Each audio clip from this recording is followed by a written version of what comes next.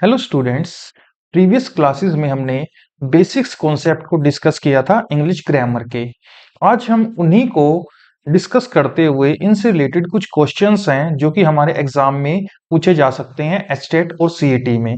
तो किस टाइप के क्वेश्चन हमारे आ सकते हैं उनको आज हम डिस्कस करने वाले हैं। तो सबसे पहला क्वेश्चन है, उसको देखते हैं। बिल्कुल बेसिक्स क्वेश्चन है। इट इज ए वर्ड, ये एक ऐसा शब्द है जो मॉडिफाई करता है something other than a noun, यानी नाउन के अलावा सभी को लगभग वो मॉडिफाई करता है। ऐसा वर्ड कौन सा है? एडवर्ब है, वर्ब है, एडजेक्टिव है या नाउन है? अब एक चीज समझना, नाउन के अलावा मान लो वर्ब आ गई। वर्ब को मॉडिफाई कौन करता है? एडवर्ब करता है। दूसरा, एडजेक्टिव को मॉडिफाई कौन करता है? उसको भी एडवर्ब करता है। ठीक है।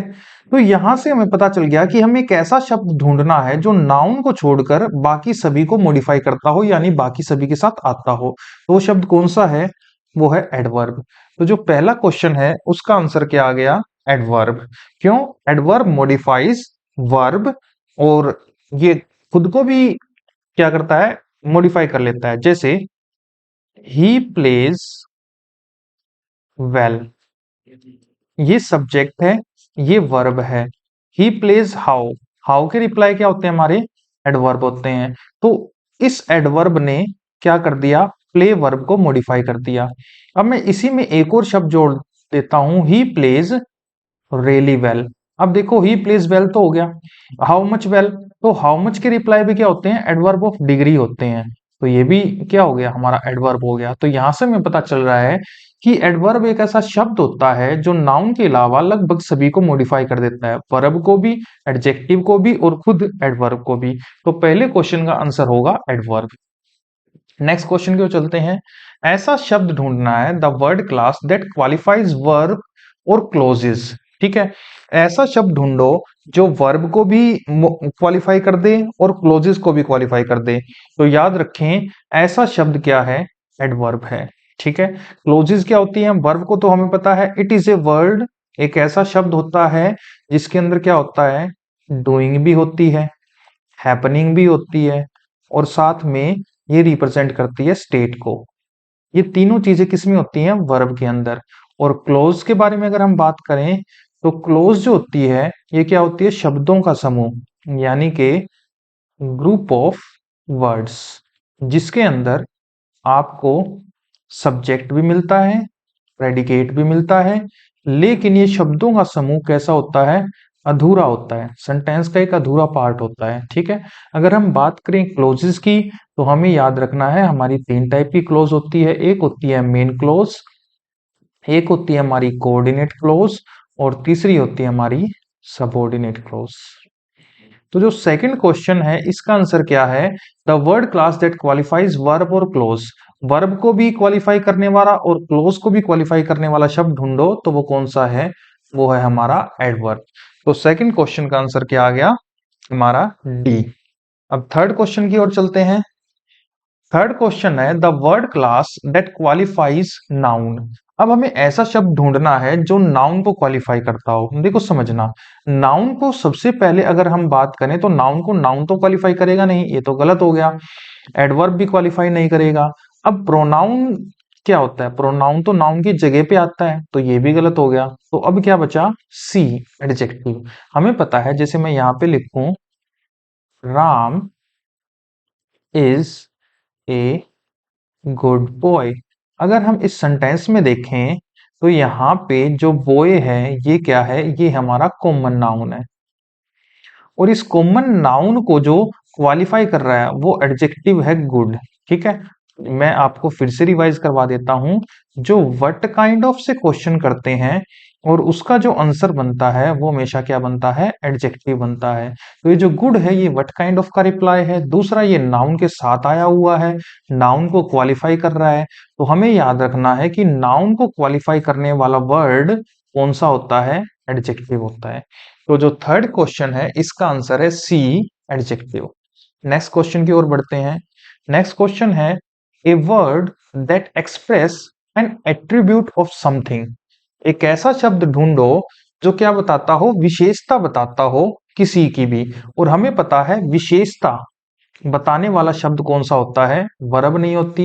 ये तो क्या बताती है, तो क्रिया बताती है। एडवर्ब, एडवर्ब कोई क्रिया कैसे हुई यानी क्रिया के मैनर को बताता है एडवर्ब। एडजेक्टिव जो होता है ये क्या बताता है, ये एट्रीब्यूट बताता है। क्या बताता है, ये विशेषता बताता है।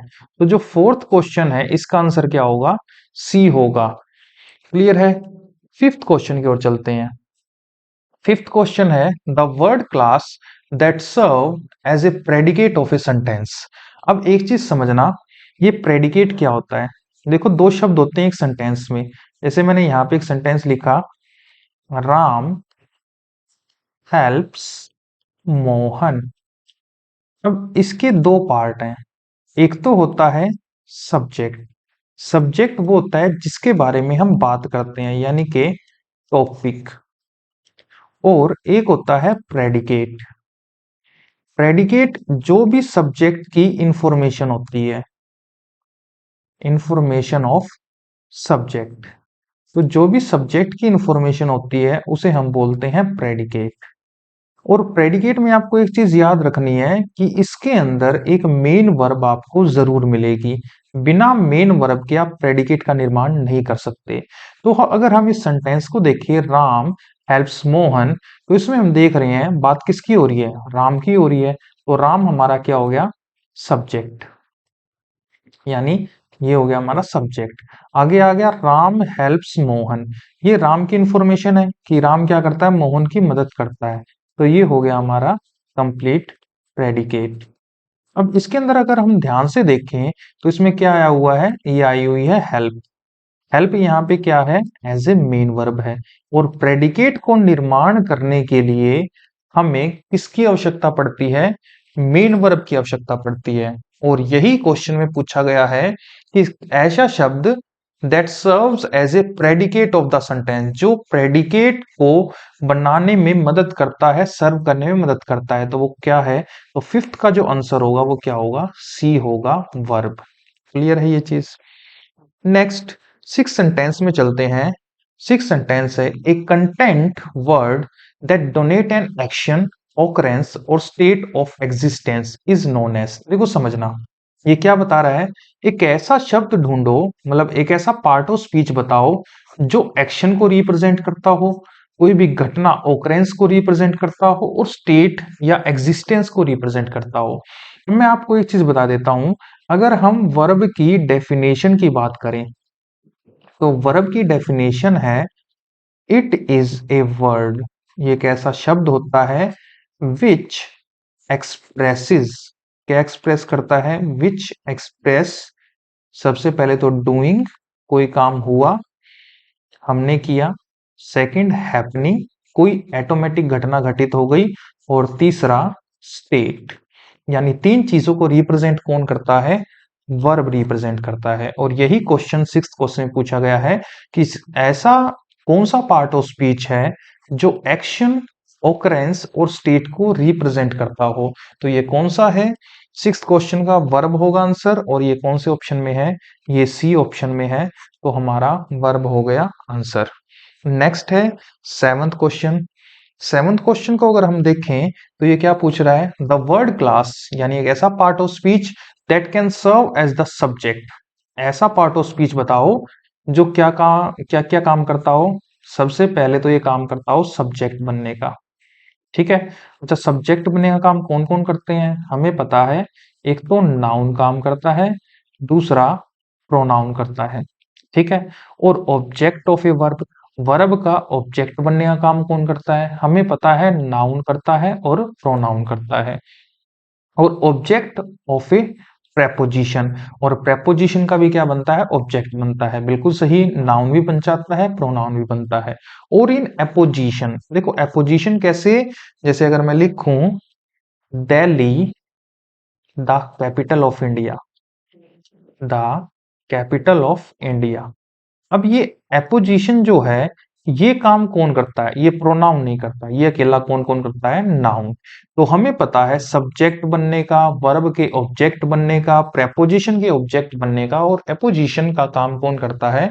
नाउन करता है। तो जो 7th क्वेश्चन है इसका आंसर होगा ए, नाउन। नेक्स्ट में चलते हैं 8th क्वेश्चन की ओर। एक ग्रुप ऑफ वर्ड यानी एक शब्दों का समूह which makes a complete sense is known as. एक ऐसा शब्दों का समूह जो एक कंप्लीट मीनिंग बताता हो, एक कंप्लीट सेंस बताता हो, उसको हम क्या बोलते हैं? अगर हम सेंटेंस की डेफिनेशन की बात करें तो आपको याद रखना है सेंटेंस की डेफिनेशन क्या होती है? ग्रुप ऑफ वर्ड्स यानी कि क्या? शब्दों का समूह जिसका क्या हो? एक कंप्लीट मीनिंग हो, यानी कि अगर हम हिंदी में बात करें कंप्लीट सेंस हो या पूर्ण अर्थ हो, तो उसे हम क्या बोलते हैं? सेंटेंस बोलते हैं। जैसे मैं यहां पे लिखूं Ram is a good boy. शब्दों के समूह हो गए, राम हो गया, इज हो गया, गुड हो गया, बॉय हो गया, ए हो गया। अब इसमें अगर हम देखें तो ये शब्दों का समूह तो हो गया, दूसरा इसका एक पूर्ण अर्थ भी है, लास्ट में फुल स्टॉप भी है, तो इसको हम क्या बोल सकते हैं? सेंटेंस। तो याद रखें ये सेंटेंस की डेफिनेशन है, एक group of word which makes a complete sense. तो 8th जो क्वेश्चन है इस क्वेश्चन का आंसर क्या होगा? सेंटेंस होगा। ठीक है, तो 8th क्वेश्चन का आंसर आ गया जी सेंटेंस। इसके अलावा अगर हम बात करें फ्रेज की तो याद रखें फ्रेज क्या होती है? फ्रेज होती है ग्रुप ऑफ वर्ड, शब्दों का समूह जो काम करती है as a part of speech बनने का, यानी नाउन फ्रेज बनेगी, एडजेक्टिवल फ्रेज बनेगी। एक और चीज याद रखें, फ्रेज में आपको सब्जेक्ट या प्रेडिकेट नहीं मिलता नॉर्मली। दूसरा अगर हम बात करें क्लोज की तो याद रखें क्लोज क्या होती है? क्लोज की अगर हम डेफिनेशन की बात करें तो यहां पे लिख देता हूं मैं डेफिनेशन।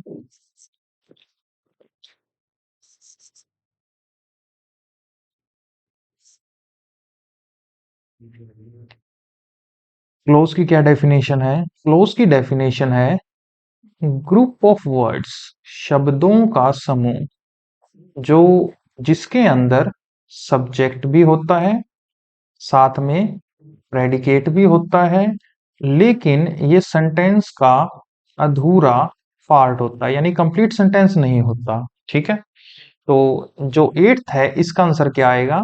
शब्दों का समूह जिसका एक कंप्लीट मीनिंग हो उसे हम क्या बोलते हैं? सेंटेंस बोलते हैं। नेक्स्ट क्वेश्चन की ओर चलते हैं। 9th सेंटेंस, ए सेंटेंस विच मेक्स ए स्टेटमेंट। एक ऐसा सेंटेंस जो पूरी एक स्टेटमेंट बनाता है या असर्शन बनाता है, क्या कहलाता है? देखो समझना, जो हमारा स्टेटमेंट होती है उस स्टेटमेंट को हम क्या बोलते हैं? असर्टिव सेंटेंस बोलते हैं। इसी का दूसरा नाम है डिक्लेरेटिव।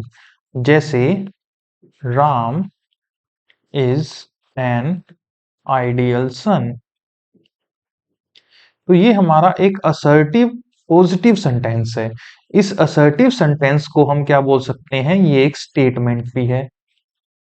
दूसरा, इसका दूसरा नाम क्या है? ये एक डिक्लेरेटिव सेंटेंस है।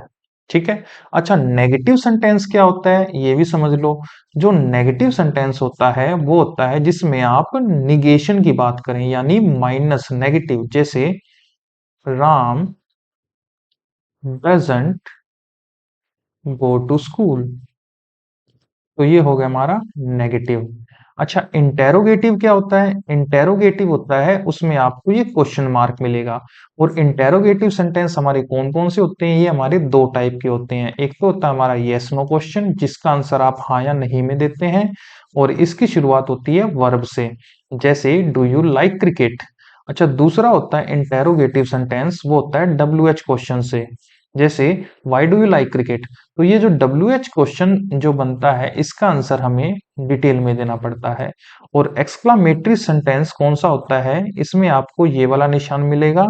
और एक्सक्लामेटरी सेंटेंस हमारे क्या बताते हैं? सडन फीलिंग्स और एक्सप्रेशंस। ठीक है। तो जो नाइन्थ सेंटेंस है, इस नाइन्थ क्वेश्चन है, ए सेंटेंस विच मेक्स ए स्टेटमेंट और असर्शन इज नोन एज, क्या कहलाता है वो? असर्टिव सेंटेंस कहलाता है। और दूसरा उसको हम डिक्लेरेटिव सेंटेंस भी बोल देते हैं। नेक्स्ट क्वेश्चन की ओर चलते हैं, tenth question. A sentence which express strong feeling is known as. देखो अभी हमने बात करी एक्सक्लामेटरी सेंटेंस, देखो ये रहा एक्सक्लामेटरी, ये क्या रिप्रेजेंट करता है? सडन फीलिंग्स को। ठीक है, सडन फीलिंग्स मीन्स अचानक से कोई फीलिंग्स आए या एक्सप्रेशंस को। तो एक ऐसा सेंटेंस नेक्स्ट क्वेश्चन में पूछ रखा है जो क्या एक्सप्रेस करता हो? स्ट्रॉन्ग फीलिंग्स एक्सप्रेस करता हो। तो उसको हम क्या बोलते हैं? असर्टिव, इंटेरोगेटिव, नेगेटिव या एक्सक्लामेटरी। तो हम उसको क्या बोलते हैं? उसको हम बोलते हैं एक्सक्लामेटरी सेंटेंस। जैसे व्हाट ए फाइन शॉट। ठीक है, तो ये सभी हमारे क्या होते हैं? एक्सक्लामेटरी सेंटेंस होते हैं। 11th क्वेश्चन की ओर चलते हैं। 11th क्वेश्चन है the part which tells something about the subject. देखो फिर से वही क्वेश्चन आ गया, वो हिस्सा जो सब्जेक्ट के बारे में बताता हो। और अभी मैं पीछे पीछे ही आपको बता चुका हूं कि सेंटेंस के कितने पार्ट होते हैं? दो पार्ट होते हैं। एक तो होता है हमारा सब्जेक्ट और दूसरा होता है हमारा प्रेडिकेट। सब्जेक्ट क्या होता है? सेंटेंस का वो पार्ट या सेंटेंस जिसके लिए लिखा गया है, या हम ऐसे बात करें जो टॉपिक होता है सेंटेंस का, जिसके बारे में हम बात करते हैं।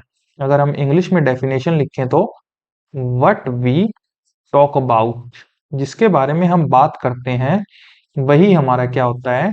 सब्जेक्ट होता है। और इस टॉपिक या इस सब्जेक्ट की जितनी भी इंफॉर्मेशन होती है उसे हम क्या बोलते हैं?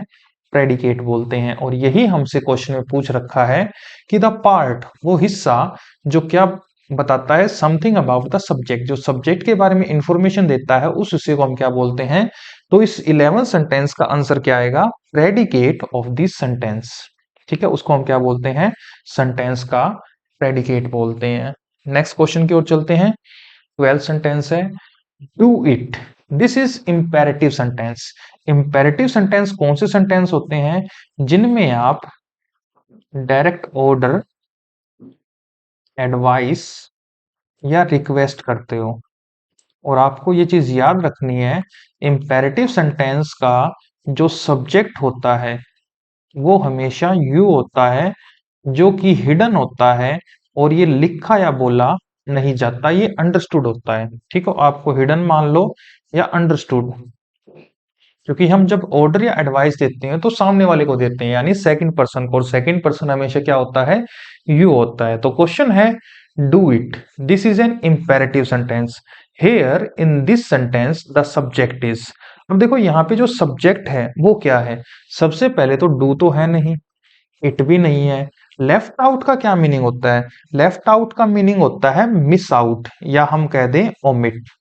ये एक फ्रेजल वर्ब होती है और इसका मीनिंग होता है मिटा देना या फिर मिस आउट, यानी कि जो हिडन हो या जिसको हम हटा देते हैं, अंडरस्टूड।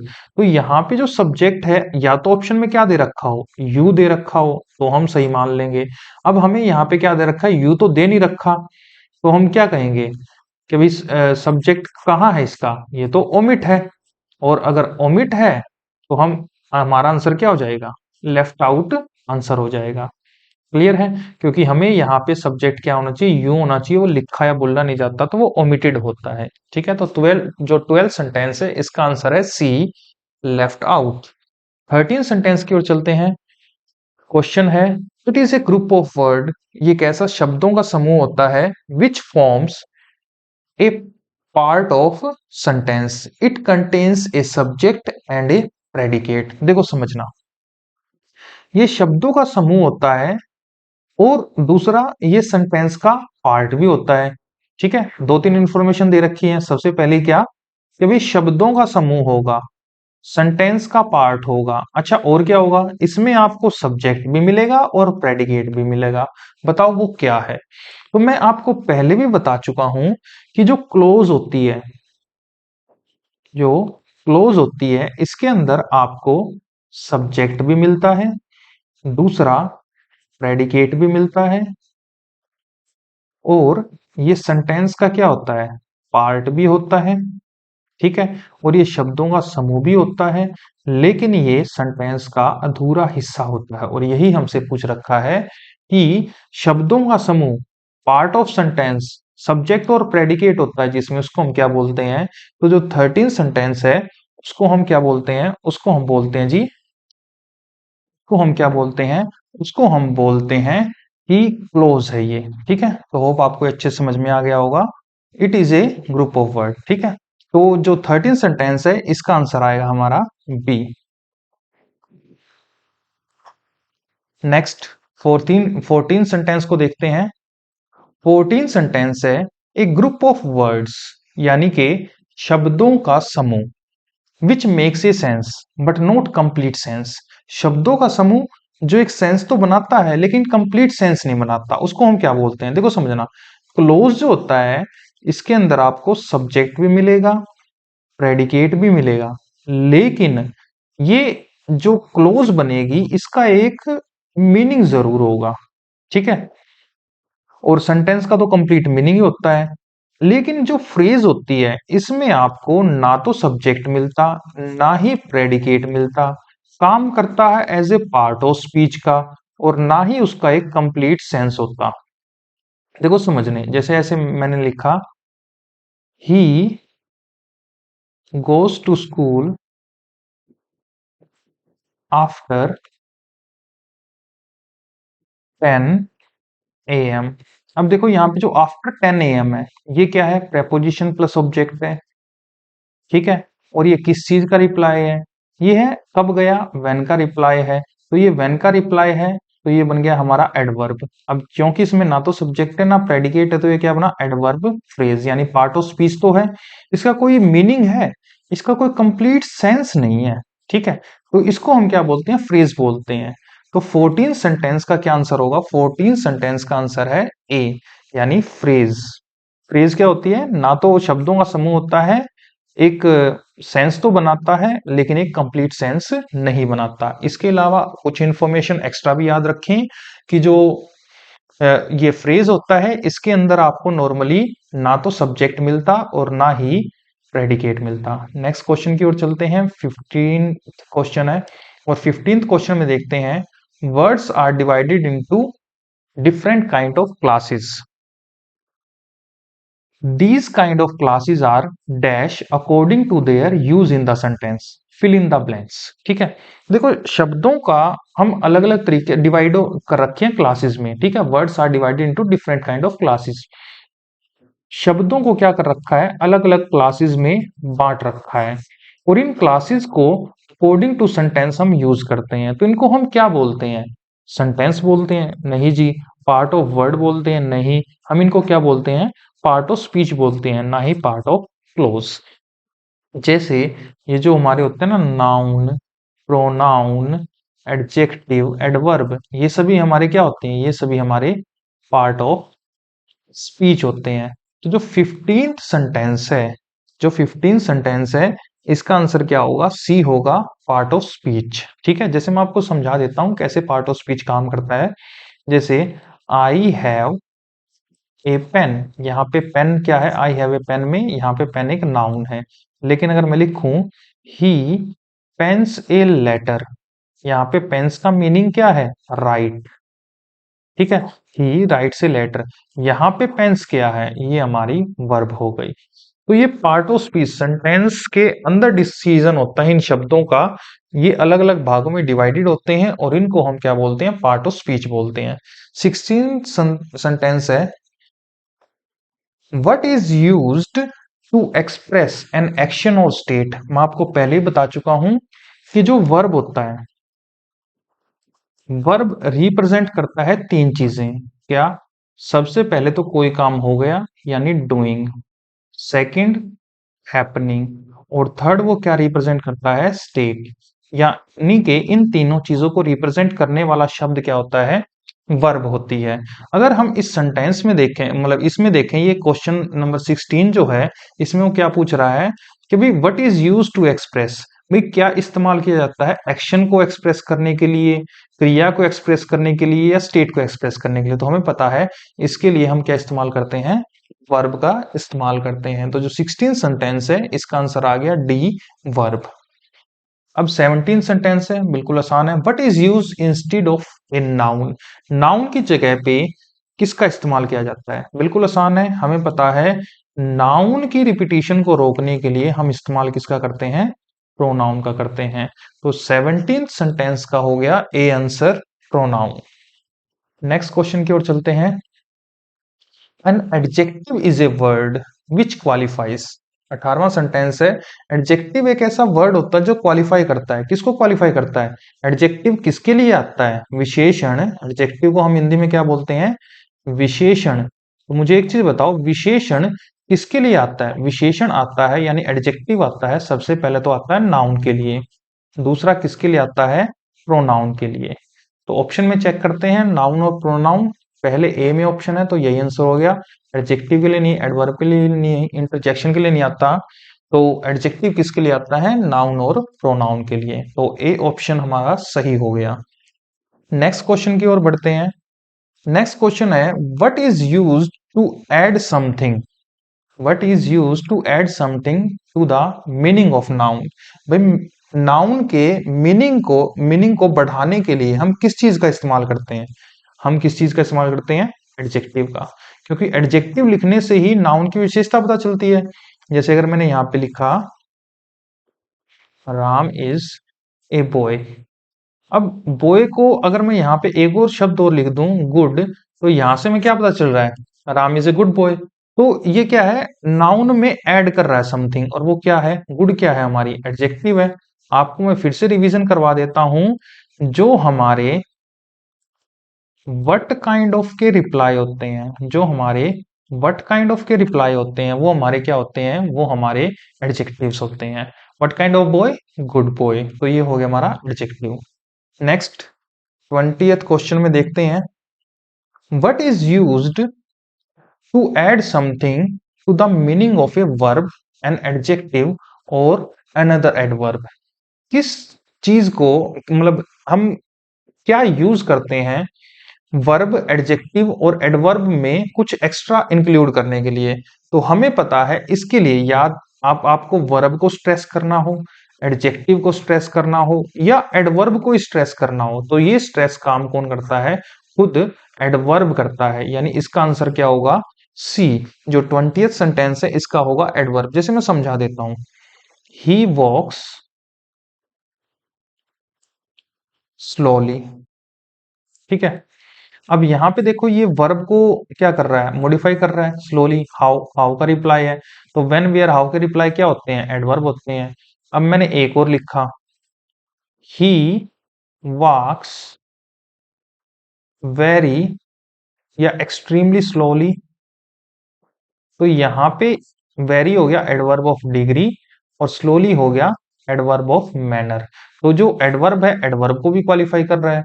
यानी कि कहने का मतलब है जो एडवर्ब होता है ये किस किस को स्ट्रेस कर से देता है? वर्ब को, एडजेक्टिव को और खुद को भी, यानी एडवर्ब को भी। जो तो जो 20th क्वेश्चन है इसका आंसर क्या होगा? एडवर्ब।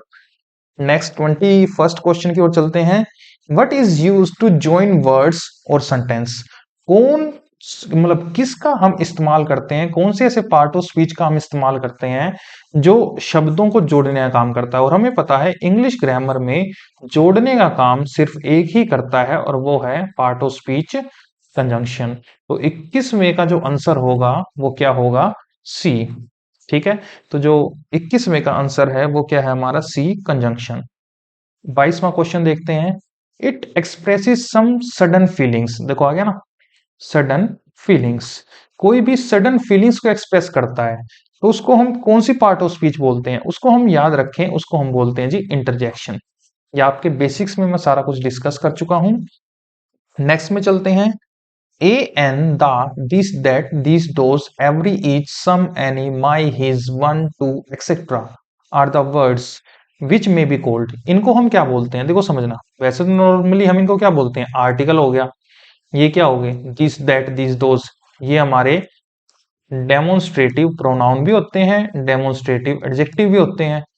ईच हो गया, ये हमारा क्या होता है, ये हमारा डिस्ट्रीब्यूटिव प्रोनाउन भी होता है, डिस्ट्रीब्यूटिव एडजेक्टिव भी होता है। एवरी अकेला डिस्ट्रीब्यूटिव एडजेक्टिव होता है, ठीक है। तो ये सभी कुछ शब्द होते हैं, ये क्या क्या कहलाते हैं, तो समझना इन सभी को हम डिटर्मिनर्स बोलते हैं। ये मैं आपको बेसिक्स में पढ़ा चुका हूं, डिटर्मिनर्स क्या होते हैं। ये इनको हम कंपेयर नहीं कर सकते, ये होते तो एडजेक्टिव की तरह ही काम करते हैं, लेकिन एडजेक्टिव को अंदर क्या होती है, एडजेक्टिव में तो डिग्रियां होती हैं, जैसे गुड बेटर बेस्ट, इनमें डिग्रियां नहीं होती, इनको हम कंपेयर भी नहीं कर सकते, लेकिन एडजेक्टिव में जो डिग्रियां होती हैं उनसे हम कंपेयर करते हैं। तो बहुत सारे डिफरेंस हैं डिटर्मिनर्स और एडजेक्टिव में, जो कि हम ऑलरेडी डिस्कस कर चुके हैं।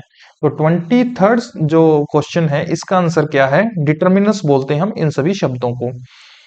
24th क्वेश्चन देखते हैं, व्हाट डिटरमाइंस और limits the meaning of the noun that follows. देखो समझना, तो भी कौन सा ऐसा शब्द होता है जो नाउन को डिटरमिन करता है, उसकी लिमिट कर देता है, जैसे माई बुक। तो ये जो माई है, इस नाउन को क्या करना है, डिटरमिन कर रहा है, उसको हम क्या बोलते हैं, डिटरमाइनर्स, ठीक है। यही सी, डिटरमिनर्स बोल दो या डिटरमाइनर बोल दो, ठीक है। जैसे ये नाउन से पहले आके उसको क्या कर देते हैं, लिमिट कर देते हैं, जैसे हिज बुक, दिस पेन, ऐसे।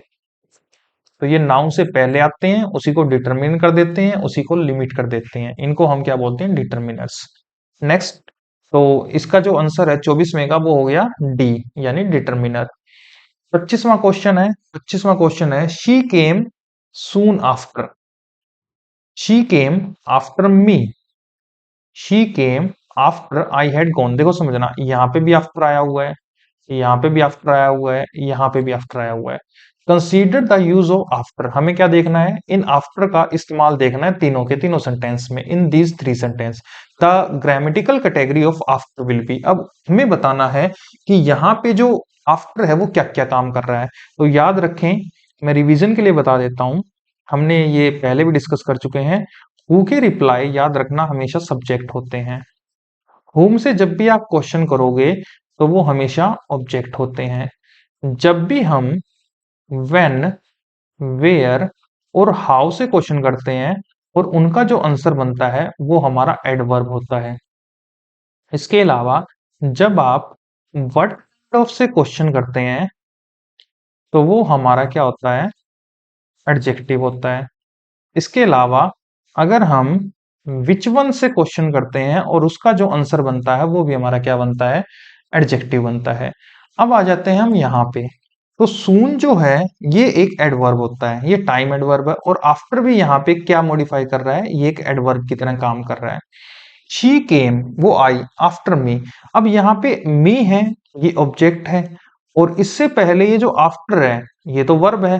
शी केम मी तो होगा नहीं, तो आफ्टर बीच में क्या काम कर रहा होगा, कंजंक्शन भी नहीं है, तो ये क्या बन गया, हमारी प्रेपोजिशन। फर्स्ट में एडवर्ब है, दूसरे में प्रेपोजिशन है, और तीसरे में अगर हम देखें तो शी केम, एक तो ये हो गई हमारी क्लोज, सी सब्जेक्ट है, केम वर्ब है, यानी कि ये हो गई हमारी मेन क्लोज। आफ्टर हमारी बीच में आ गई कंजंक्शन, आई सब्जेक्ट हो गया, हैड गॉन हमारा प्रेडिकेट हो गया। ये कौन सी क्लोज बनी, ये हमारी सबऑर्डिनेट क्लोज बन गई। अगर हम देखें तो जो थर्ड सेंटेंस है, she came after I had gone, इसमें आफ्टर काम कर रहा है कंजंक्शन का। तो अब देख लेते हैं, पहला जो आफ्टर है वो एडवर्ब है, इसमें ए ऑप्शन में है एडवर्ब। दूसरा जो है वो प्रेपोजिशन है, ये रहा, और तीसरा क्या है, कंजंक्शन है। तो जो 25th सेंटेंस है, 25वां जो क्वेश्चन है, इसका आंसर है ए। ये पहले में एडवर्ब है आफ्टर, दूसरे में प्रेपोजिशन, तीसरे में कंजंक्शन। 26वां क्वेश्चन देखते हैं, ए नाउन विच डिनोट्स इधर ए मेल और फीमेल। एक ऐसा नाउन बताओ जो या तो मेल या फीमेल को रिप्रेजेंट करता हो, तो उसको हम क्या बोलते हैं, बिल्कुल नॉर्मल सी बात है, उसको हम बोलते हैं कॉमन जेंडर, ठीक है। यानी डी, जो क्या रिप्रेजेंट करता है, ईदर मेल और फीमेल, ठीक है। और जो न्यूट्रल जेंडर जेंडर होता है, ये क्या होता है, नो मेल और नो फीमेल। और मस्कुलिन किसको रिप्रेजेंट करता है, मेल को, फेमाइन किसको रिप्रेजेंट करता है, फीमेल को। तो जो 26वां सेंटेंस है, इसका आंसर क्या होगा, डी होगा। नेक्स्ट में बढ़ते हैं, 27वां, a noun which denotes neither male और फीमेल। तो अभी हमने डिस्कस किया नॉर मेल और नो फीमेल को कौन रिप्रेजेंट करता है, न्यूट्रल जेंडर। तो 27वें क्वेश्चन का आंसर हो गया जी ए। नेक्स्ट बढ़ते हैं, 28वां क्वेश्चन है, व्हेन ए नाउन और pronoun is used as a subject of a verb it is called. देखो समझना, मैं आपको पहले ही बता चुका हूं, सब्जेक्ट बनने का काम कौन करता है, नाउन करता है, प्रोनाउन करता है। इसी के साथ नाउन के जो और भी पार्ट होते हैं जैसे जिरंड हो गया, ये भी सब्जेक्ट बन जाते हैं, इन्फिनिटिव हो गई। लेकिन नॉर्मली क्या होता है, सब्जेक्ट बनने का काम कौन कौन करता है, नाउन और प्रोनाउन करते हैं। और इन नाउन और प्रोनाउन को हम क्या बोलते हैं, इनको हम बोलते हैं सब्जेक्टिव केस या नोमिनेटिव केस। ठीक है। और जो ऑब्जेक्ट बनते हैं उनको हम क्या बोलते हैं, ऑब्जेक्टिव केस। ये मैं आपको फिर से समझा देता हूं अच्छे से। जो हम प्रोनाउन में डिस्कस करते हैं कि हमारे 3 टाइप के पर्सन होते हैं, एक होता है फर्स्ट पर्सन, एक होता है हमारा सेकंड पर्सन, और एक होता है हमारा थर्ड पर्सन। ठीक है। और जो फर्स्ट पर्सन के कुछ केसेस होते हैं, मतलब इन तीनों के कुछ केसेस होते हैं। पहला होता है नॉमिनेटिव केस, उसके बाद होता है ऑब्जेक्टिव केस, उसके बाद होता है पोजेसिव एडजेक्टिव, और उसके बाद होता है पोजेसिव प्रोनाउन। और फर्स्ट पर्सन के कौन होता है, आई होता है, सेकंड पर्सन यू होता है, यू लिसनर होता है, और थर्ड पर्सन होता है ही शी और इट, यानी जिसके बारे में हम बात करते हैं, यानी टॉपिक। इसके क्या बनते हैं, ये बनते हैं, हमने बचपन में पढ़े होंगे, आई, माई, मी, माइन। और इनके प्लूरल क्या बनते हैं, वी, आवर, अस, ऑर्स। और यहां से क्या बनते हैं, यू, यूअर, यू, योर्स। पहले जमाने में दऊ, दी, दे, दाइन भी चलते थे, ये भी याद रखें आप। दऊ, दी, दे, दाइन, ये आप पोइट्री पढ़ोगे तो उसमें आएंगे। अच्छा, ही शी इट बनता है, ही शी इट। थर्ड पर्सन ही का बनता है हिज, हिम, हिज। और शी का बनता है हर, हर, और हर्स।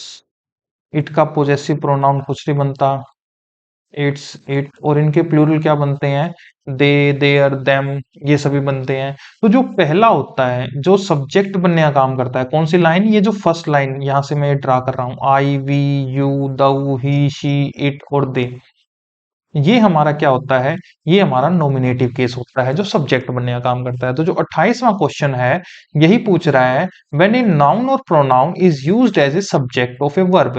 भाई वर्ब का जब सब्जेक्ट बनता है तो उसको हम क्या बोलते हैं, उसको हम बोलते हैं नॉमिनेटिव केस।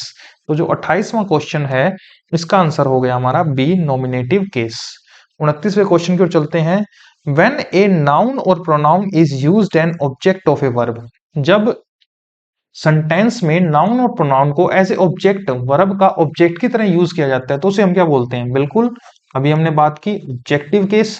तो यहाँ पे देखो ये रहा ऑब्जेक्टिव केस, मी हो गया, अस हो गया, यू हो गया, हिम हो गया, हर हो गया, देम हो गया। ठीक है। तो इसको हम क्या बोलते हैं, ऑब्जेक्टिव केस भी बोल देते हैं, लेकिन कई जगह आपको एक्यूजिटिव केस भी मिल जाएगा। नेक्स्ट में बढ़ते हैं, नेक्स्ट है हमारा 30 सेंटेंस, और इसमें ये पूछ रहा है, he gave me a book in this sentence. He gave me a book, इस सेंटेंस के अंदर वो क्या बता रहा है, कुछ पूछ रहा है, देखते हैं क्या पूछ रहा है। इन दिस सेंटेंस, एक तो है मी एंड एक है बुक आर द ऑब्जेक्ट। ये क्या है, ऑब्जेक्ट है, विच इज करेक्ट ऑप्शन। देखो समझना, मी भी ऑब्जेक्ट है और बुक भी ऑब्जेक्ट है। अब मैं आपको एक चीज बता देता हूं, ऑब्जेक्ट हमारे दो टाइप के होते हैं। एक तो होता है हमारा डायरेक्ट ऑब्जेक्ट, और जो डायरेक्ट ऑब्जेक्ट होता है ये हमारा होता है व्हाट का रिप्लाई। और जो हमारा इनडायरेक्ट ऑब्जेक्ट होता है ये होता है टू whom या फॉर whom का रिप्लाई। तो अब हम इसमें पार्ट ऑफ स्पीच निकालते हैं। Who gave me a book, he. तो हु का रिप्लाई ही तो आ गया जी सब्जेक्ट। अब गेव हो गई हमारी वर्ब की second form, verb main verb है। ही गेव व्हाट, तो व्हाट का रिप्लाई मैंने क्या कहा, डायरेक्ट ऑब्जेक्ट। तो व्हाट का रिप्लाई आया बुक। तो बुक अगर हम यहाँ पे बात करें तो बुक हमारी क्या हो गई, डायरेक्ट ऑब्जेक्ट हो गई। टू हुम, अब जो टू हुम का रिप्लाई है वो क्या आ रहा है, किसे दी, मुझे दी। तो मी क्या हो गया हमारा इनडायरेक्ट ऑब्जेक्ट। तो मी हमारा इनडायरेक्ट ऑब्जेक्ट है और बुक हमारा डायरेक्ट ऑब्जेक्ट है। अब हम देख लेते हैं कौन सा ऑप्शन में ये है, जो 30वां क्वेश्चन है। और 30वें क्वेश्चन में पहला जो ऑप्शन है, मी is an indirect object, me is an indirect object while a book is a direct object, बिल्कुल सही। तो पहला जो ऑप्शन है वही हमारा सही हो गया, me is an indirect object while a book is a direct object. Next question की ओर चलते हैं। 31st क्वेश्चन है, the intelligent boy got the prize. The boy was intelligent. देखो ध्यान से समझना, पहले वाले में इंटेलिजेंट आ गया, दूसरे वाले में भी क्या आ गया, इंटेलिजेंट आ गया। Consider the use of intelligent, which option is correct. अब देखो समझना, जो इंटेलिजेंट है वो क्या है, एक एडजेक्टिव है। अगर हम बात करें एडजेक्टिव की, तो मैं आपको ऑलरेडी बता चुका हूं, एडजेक्टिव को दो तरीके से हम यूज करते हैं। एक तो होता है attributively, attributively use of adjective, और एक होता है प्रेडिकेटिवली यूज ऑफ एडजेक्टिव। जब हम एट्रीब्यूटिवली यूज करते हैं तो हम एडजेक्टिव को नाउन के साथ लिखते हैं, ठीक है। जैसे मोहन मैरिड ए रिच लेडी। तो यहाँ पे जो रिच है ना, ये what kind of lady, rich lady. तो ये जो रिच है ये क्या है, हमारा नाउन के साथ आया हुआ है, कॉमन नाउन के साथ है। तो ये कैसे यूज है, ये एट्रीब्यूटिवली यूज है।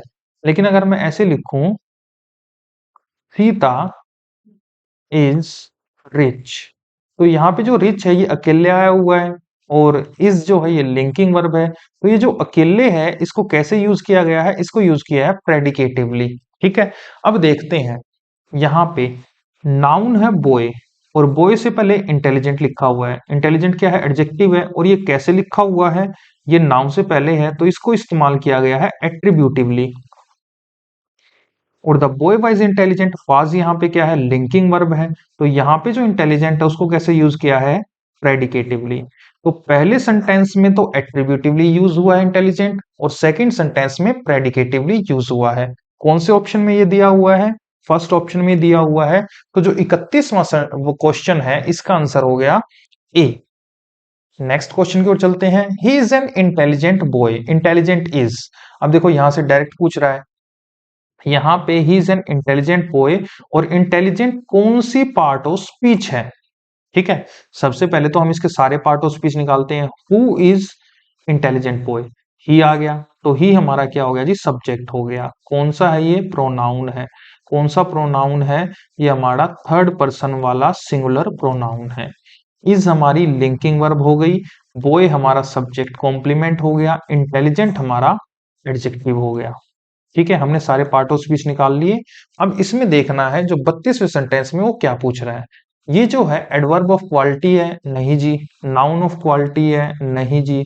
एडजेक्टिव ऑफ क्वालिटी है, बिल्कुल क्वालिटी है ये। एडजेक्टिव क्या है, ये क्वालिटी है। तो ये हो गया सी आंसर सही। एडजेक्टिव ऑफ क्वांटिटी नहीं, क्वांटिटी क्या बताता है, क्वांटिटी तो मात्रा बताता है, और क्वालिटी क्या बताता है, उसकी मतलब डिग्री, क्वालिटी बताता है, ठीक है। मतलब ऐसे समझ सकते हो, जो क्वालिटी हो, जैसे मान लो हो गया सॉफ्ट, हार्ड, ये किसी भी चीज की क्वालिटी है। और मात्रा हो गया, जैसे सम हो गया, मैनी हो गया, ये सभी क्या हो गई, मात्रा हो गई। क्लियर है जी ये चीज। तो जो 32वां क्वेश्चन है इसका आंसर है सी, एडजेक्टिव ऑफ क्वालिटी है इंटेलिजेंट। 33वें क्वेश्चन की ओर चलते हैं। 33वां क्वेश्चन है प्रॉपर एडजेक्टिव। प्रॉपर एडजेक्टिव जैसे यहाँ पे लिखा हुआ है इंडियन सिनेमा। याद रखना, प्रॉपर एडजेक्टिव का निर्माण कैसे करते हैं हम, प्रॉपर नाउन से ही इनका निर्माण होता है। जैसे इंडिया से हो गया इंडियन, जर्मन से हो गया ना, जर्मनी से हो गया जर्मन, ठीक है। गांधी से हो गया गांधीयन, ऐसे are generally can be classified with. तो ये जो होते हैं इनको हम क्या बोलते हैं, ये तो इंडियन, ये क्वालिटी हो गई। तो क्वांटिटी तो मात्रा होती है।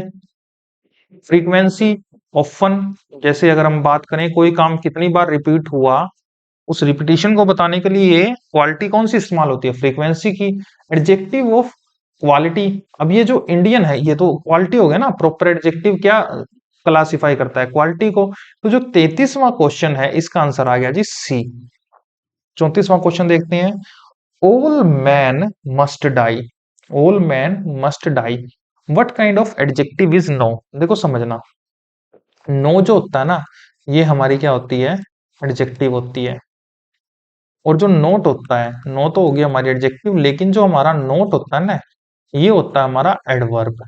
तो याद रखना दोनों के मीनिंग तो होते हैं नहीं, लेकिन ये जो नो होता है ये क्या रेफर करता है, ये क्वांटिटी को रेफर करता है, मात्रा को रेफर करता है। और अगर ये मात्रा को रेफर करता है तो 34वें का जो आंसर होगा वो क्या होगा, सी होगा, एडजेक्टिव ऑफ क्वांटिटी। ठीक है, I have no money. Next में बढ़ते हैं हम। नेक्स्ट है ऑल मैन मस्ट डाई। 35वां क्वेश्चन है ऑल मैन मस्ट डाई। 34वें में क्या है, नो बताना हमें, 35वें में बताना है ऑल मैन, इसमें ऑल का बताना है कि ऑल क्या है। तो अगर हम 35वां क्वेश्चन देखें तो जो ऑल हो गया, सम हो गया, ये सभी क्या बताते हैं, ये बताते हैं एडजेक्टिव ऑफ क्वांटिटी बताते हैं। वैसे मैं आपको एक चीज बता देता हूं, ऑल जो होता है ये अकेला आए तो ये प्रोनाउन भी होता है। ठीक है, ऑल क्वांटिटी को भी बता देता है, नंबर को भी बता देता है, लेकिन ज्यादा बेटर ऑप्शन क्या है, एडजेक्टिव ऑफ क्वांटिटी। ठीक है, नेक्स्ट क्वेश्चन की ओर बढ़ते हैं। Adjective of number, adjective of number is also known as, adjective of number को किसी और नाम से भी जाना जाता है। उसे किस नाम से जाना जाता है, न्यूमरल एडजेक्टिव। याद रखना, न्यूमरल एडजेक्टिव हमारे तीन टाइप के होते हैं। पहला होता है हमारा कार्डिनल, दूसरा होता है हमारा ऑर्डिनल, और एक तीसरा होता है मल्टीप्लिकेटिव। कार्डिनल, ऑर्डिनल, और क्या होता है तीसरा, मल्टीप्लिकेटिव। और जो कार्डिनल होता है, कार्डिनल एडजेक्टिव कौन सा होता है, जैसे हो गया 1 2 3। ऑर्डिनल कौन सा होता है, ऑर्डर के हिसाब से, जैसे फर्स्ट सेकंड थर्ड। मल्टीप्लिकेटिव क्या होता है, वंस ट्वाइस थ्राइस क्वाड्रपल, ऐसे मल्टीप्लाई होता है जो। ठीक है, तो जो हमारा 36वां है इसका आंसर हो गया, एडजेक्टिव ऑफ नंबर को हम न्यूमरल एडजेक्टिव भी बोलते हैं। 37 1 2 3 एक्सेट्रा क्या कहलाते हैं, अभी हमने डिस्कस किया, तीन टाइप के होते हैं न्यूमरल एडजेक्टिव, कार्डिनल, ऑर्डिनल और मल्टीप्लिकेटिव। 1 2 3 हमारे क्या होते हैं, कार्डिनल एडजेक्टिव। तो जो 37वां क्वेश्चन है इसका आंसर होगा बी। 38वां आ गया, फर्स्ट सेकंड थर्ड एक्सेट्रा क्या कहलाते हैं, ये तो हमारा ऑर्डर का हिसाब हो गया ना, कोई फर्स्ट है, कोई सेकंड है, कोई लास्ट है, तो ये सभी हमारे हो गए ऑर्डर के हिसाब से, तो ऑर्डिनल एडजेक्टिव। तो जो 38वां है इसका आंसर हो गया ऑर्डिनल एडजेक्टिव। 39 क्वेश्चन है, आई टुक सम राइस। यहाँ पे एक शब्द आया हुआ है some, some books are very interesting, दोनों में सम आ गया।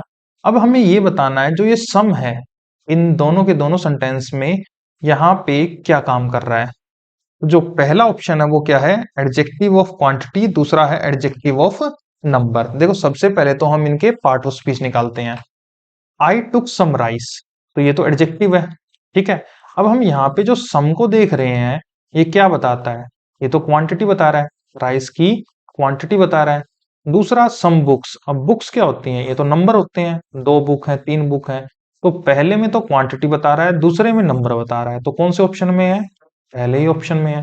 तो जो 39 क्वेश्चन है इसका आंसर क्या होगा, ए होगा, एडजेक्टिव ऑफ क्वांटिटी पहले सेंटेंस में बता रहा है और एडजेक्टिव ऑफ नंबर दूसरे सेंटेंस में बता रहा है। नेक्स्ट क्वेश्चन है 40th question, whose pen is this, here whose is. देखो समझना, सबसे पहले तो हमें यह पता चल गया कि यहाँ पे इंटेरोगेटिव लगा हुआ है, तो सिंपल सी बात है इंटेरोगेटिव आएगा ऑप्शन में, कि ये एक इंटेरोगेटिव सेंटेंस है।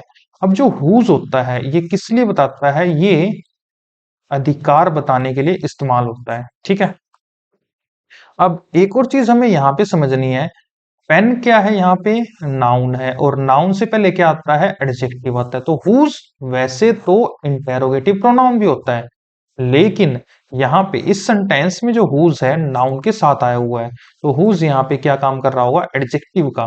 तो जो 40 क्वेश्चन है इसका आंसर क्या होगा, इंटेरोगेटिव एडजेक्टिव। नेक्स्ट क्वेश्चन की ओर बढ़ते हैं। 41वां क्वेश्चन है, व्हाट ए मैन, और वट इज हेयर, वट यहाँ पे क्या काम कर रहा है। तो हमें पता है यहाँ पे वट, सबसे पहले तो ये निशान आ गया, तो ये किस चीज का निशान है, ये है एक्सक्लामेटरी का निशान, यानी एक एक्सक्लामेटरी सेंटेंस है। और ए मैन क्या है, एक नाउन है, और नाउन से पहले आया हुआ है, तो ये क्या बनेगा, एडजेक्टिव बनेगा। तो ये जो 41वां है, इसका आंसर क्या रहेगा, सी, एक्सक्लामेटरी एडजेक्टिव। नेक्स्ट में बढ़ते हैं, the grammatical category of strength, strengthen are, देखो समझना, एक तो है स्ट्रेंथ, ये कैसा शब्द है, और एक है स्ट्रेंथन। देखो स्ट्रेंथ होती है ताकत, ठीक है, एक शब्द होता है स्ट्रोंग, जो स्ट्रोंग होता है ये होता है हमारा एडजेक्टिव। अच्छा, जो स्ट्रेंथ होती है ये क्या होता है हमारा नाउन, और स्ट्रेंथन होती है, ये क्या होती है हमारी वर्ब। तो देखो स्ट्रेंथ नाउन और स्ट्रेंथन वर्ब कौन से ऑप्शन में है, 42 के फर्स्ट ऑप्शन में है। तो 42वें क्वेश्चन का आंसर होगा ए।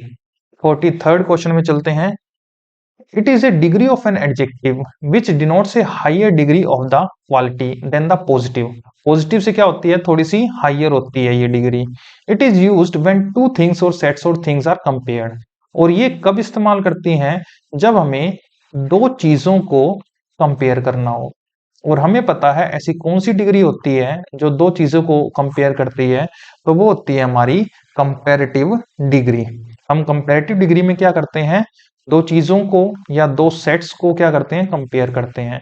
तो जो 43rd सेंटेंस है, इसका आंसर क्या होगा, कंपैरेटिव डिग्री। और मैं आपको फिर से रिवीजन के लिए बता देता हूं, एडजेक्टिव से डिग्रियों का निर्माण किया जाता है, और डिग्री हमारी तीन टाइप की होती हैं। पहली होती है हमारी पॉजिटिव डिग्री, सेकंड होती है हमारी कंपैरेटिव डिग्री, और थर्ड होती है हमारी सुपरलेटिव डिग्री। ठीक है, और जो दो चीजों को कंपेयर करे या दो सेट्स को कंपेयर करे, उसे हम क्या बोलते हैं, कंपैरेटिव डिग्री बोलते हैं। नेक्स्ट क्वेश्चन की ओर चलते हैं, 44वां क्वेश्चन आ चुका है हमारा, और 44वें क्वेश्चन में क्या पूछ रहा है, it is the highest degree of the quality, सबसे टॉप की डिग्री होती है। It is used when more than two things और सेट्स ऑफ थिंग्स, जब दो से ज्यादा चीजों को कंपेयर करना हो। तो हमें पता है पॉजिटिव डिग्री नहीं होती, कंपैरेटिव में दो का कंपेयर करते हैं, दो से ज्यादा के लिए हम इस्तेमाल करते हैं सुपरलेटिव डिग्री। तो जो 44वां क्वेश्चन है, इसका आंसर होगा हमारा सी। 45वां क्वेश्चन देखते हैं, which word is used for not much और हार्डली एनी। देखो समझना, एक ये जो लिटिल, ए लिटिल और द लिटिल होता है ना, ये हमारे अनकाउंटेबल के साथ यूज होते हैं, एडजेक्टिव होते हैं, और ये अनकाउंटेबल नाउन के साथ यूज होते हैं। अब जो लिटिल होता है, ये मीनिंग कन्वे करता है ना के बराबर, और ये क्या सेंस कन्वे करता है, ये नेगेटिव मीनिंग कन्वे करता है। ठीक है, ए लिटिल होता है, ये मीनिंग कन्वे करता है सम, यानी कि थोड़ा बहुत। और जो द लिटिल होता है, ये रिप्रेजेंट करता है जितनी भी मात्रा है, यानी मान लो एक गिलास है, इसमें इतनी मात्रा है, तो लगभग ये 99% कंप्लीट को रेफर करता है, होल को रेफर करता है। जो द लिटिल होता है, ये भी पॉजिटिव होता है, ए लिटिल जो होता है ये भी पॉजिटिव होता है, लेकिन जो लिटिल होता है ये क्या होता है, नेगेटिव होता है। अब हमें यहाँ पे पूछ रहा है कि नॉट मच या हार्डली एनी, नॉट मच और हार्डली एनी मीन्स जो ना के बराबर हो, ये कौन सा रिप्रेजेंट कर रहा है, कौन सा ऐसा शब्द है जो ना के बराबर रिप्रेजेंट कर रहा हो। हार्डली एनी का मीनिंग भी क्या होता है, ना के बराबर, नॉट मच का मीनिंग भी क्या होता है, ना के बराबर। तो जो 45 सेंटेंस है, इनका कौन मीनिंग कन्वे कर रहा है, वो है लिटिल, क्योंकि लिटिल का मीनिंग भी क्या होता है, ना के बराबर, और ये किसके साथ आता है, अनकाउंटेबल के साथ। अब देखो, which word has a negative meaning, 46 question मैंने क्या बताया, लिटिल जो होता है इसका नेगेटिव मीनिंग होता है, ए लिटिल का पॉजिटिव होता है, द लिटिल का भी पॉजिटिव होता है। जो 46वां क्वेश्चन है, इसका आंसर होगा ए, यानी लिटिल। क्लियर है, ये नेगेटिव होता है।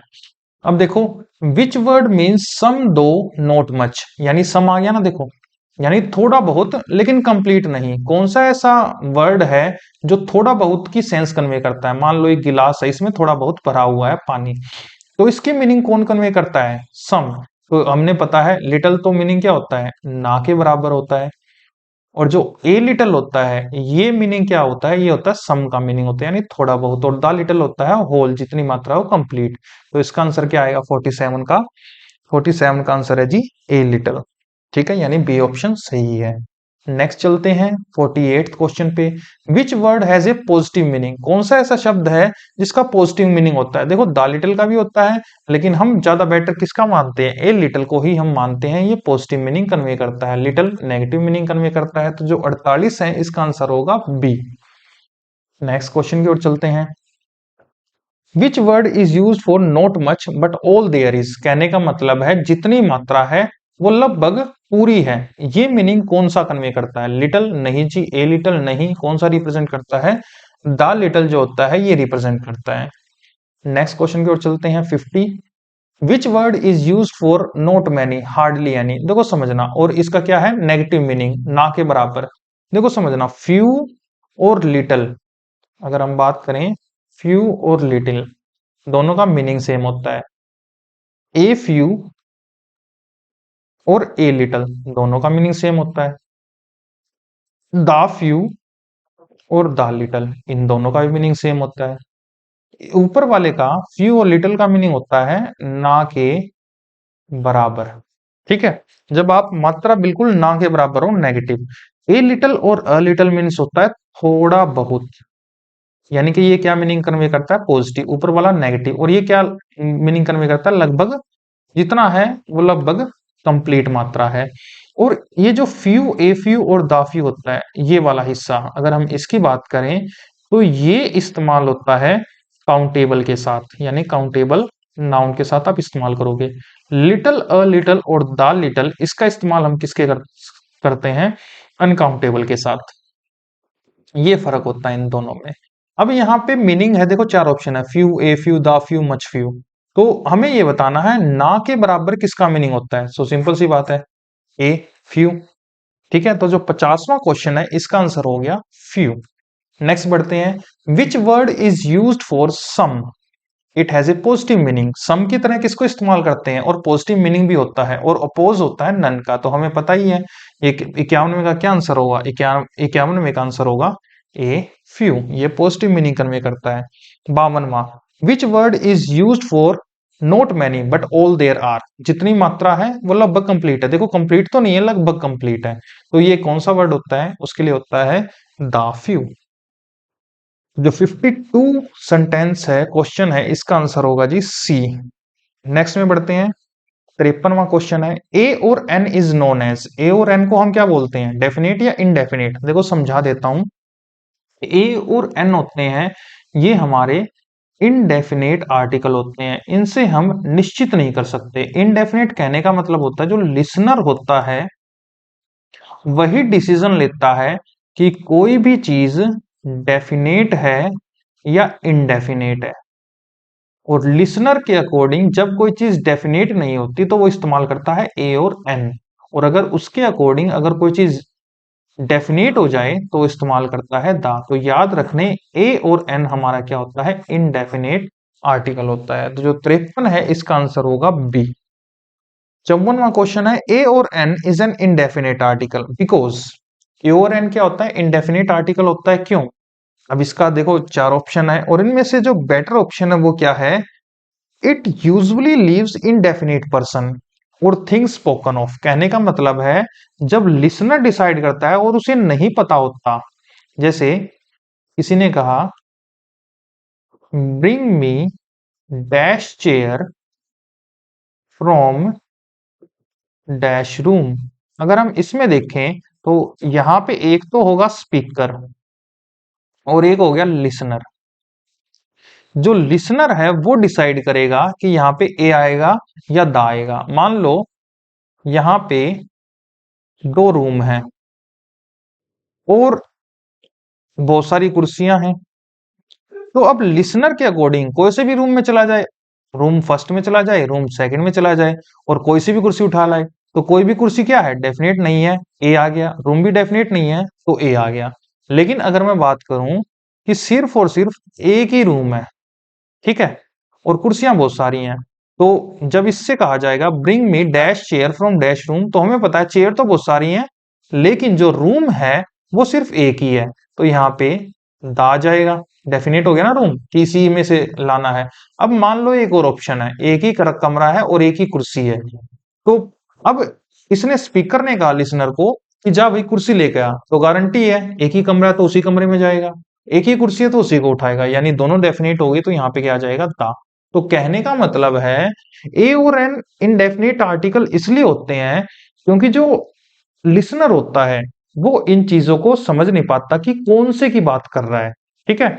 और अगर वो डेफिनेट कर दे कि भी ये वाली चीज लानी है तो दा आ जाएगा। तो जो 54वां क्वेश्चन है इसका आंसर क्या रहेगा, B. It usually lives indefinite person और थिंग्स स्पोकन ऑफ।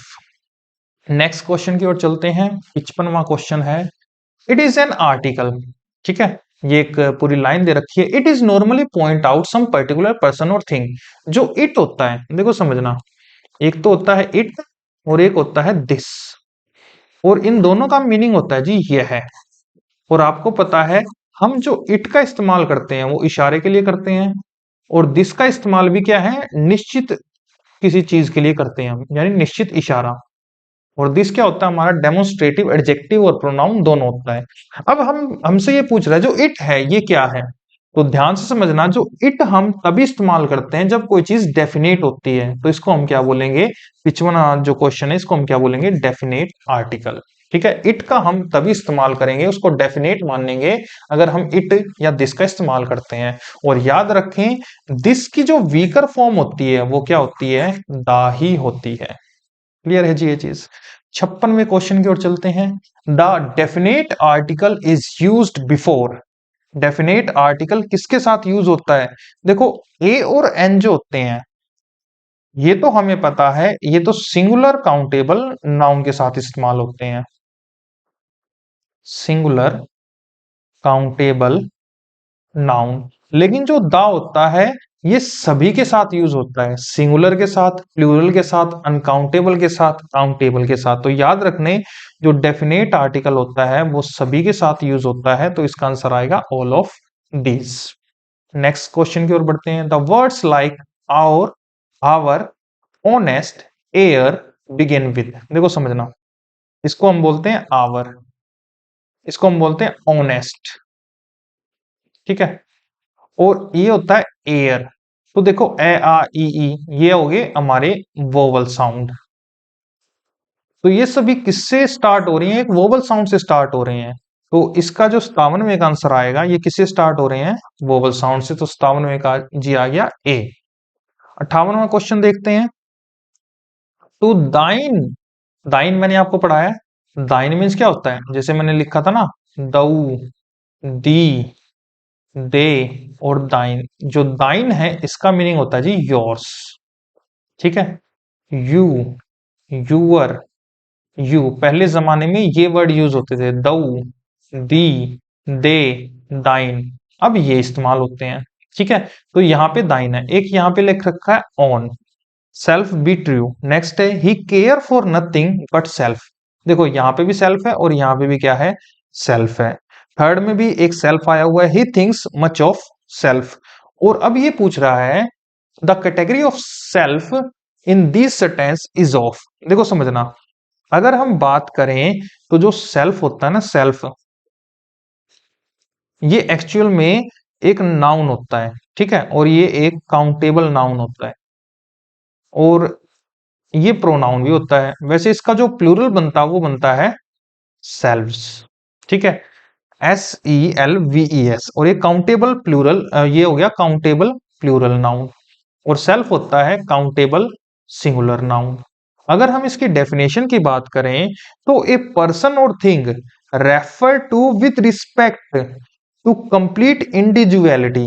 तो उसको रिप्रेजेंट करने के लिए हम सेल्फ का इस्तेमाल करते हैं। और याद रखें अगर आपके पेपर में आ जाए तो ये देखो नाउन है एडजेक्टिव, और सेल्फ क्या हो गया आपका नाउन होता है, ठीक है।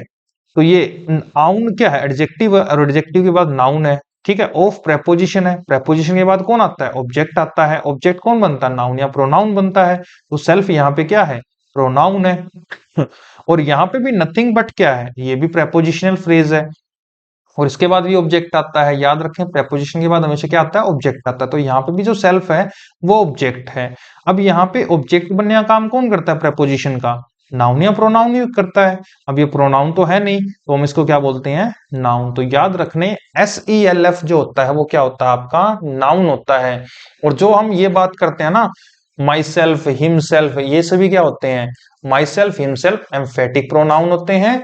और ये कई जगह क्या हो जाते हैं, रिफ्लेक्सिव भी बन जाते हैं, वो सेंटेंस पे डिपेंड करता है। ठीक है, तो जो 58वां सेंटेंस है, इस क्वेश्चन का आंसर क्या होगा, डी होगा। जो सेल्फ है ये क्या है, एक नाउन है। 59 में चलते हैं, I love my self, the grammatical category of my self क्या है। अब देखो 59th क्वेश्चन में माई सेल्फ पूछ रखा है, ये क्या है, तो मैं आपको बता देता हूं। माई सेल्फ हो गया, हिमसेल्फ हो गया, हर सेल्फ हो गया, देम सेल्फ हो गया, ये सभी हमारे क्या होते हैं, ये हमारे प्रोनाउन होते हैं। लेकिन ये दो टाइप के होते हैं, एक तो होता है हमारा एम्फेटिक प्रोनाउन जो स्ट्रेस करने का काम करता है, और दूसरा होता है हमारा रिफ्लेक्सिव प्रोनाउन। ठीक है, जो रिफ्लेक्सिव प्रोनाउन में जो सब्जेक्ट होता है और जो ऑब्जेक्ट होता है वो सेम इंसान होते हैं।